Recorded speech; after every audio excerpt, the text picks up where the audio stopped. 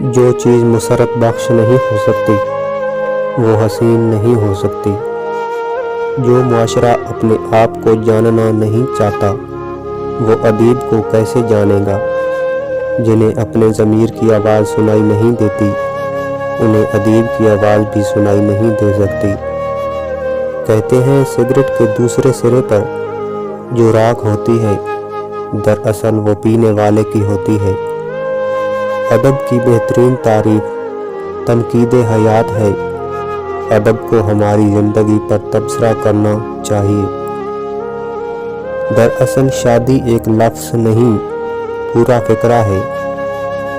تاج محل اسی باورچی کے زمانے میں تیار ہو سکتا تھا جو ایک چنے سے 60 کھانے تیار کر سکتا تھا۔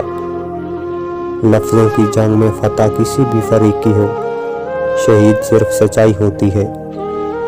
زندگی کے خارجی مسائل کا حل شاعری نہیں لیکن وہ داخلی مسائل کا حل ضرور ہے۔